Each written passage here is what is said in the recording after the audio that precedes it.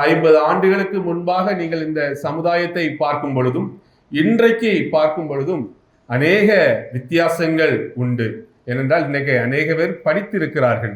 So அந்த படிப்பினுடைய அவசியத்தை நாம் அறிந்திருக்கிறோம். ஒரு கல்வி கற்றால் என்ன சிறப்பு என்பதை நாம் எல்லோரும் நன்றாக அறிந்திருக்கிறோம். அது உலக பிரகாரமான கல்வி. அது நமக்கு நிச்சயமாக தேவைதான். அது நிச்சயமாக எல்லோரும் நன்றாக படிக்க வேண்டும். ஆனால் அதே வேளையிலே ஒரு கிறிஸ்தவர்களாக இருக்கிற நாம் உலக கல்விகளை மட்டுமல்ல, கர்த்தருடைய கல்வி, அதாவது வேதத்தை நாம் அறிய வேண்டும்.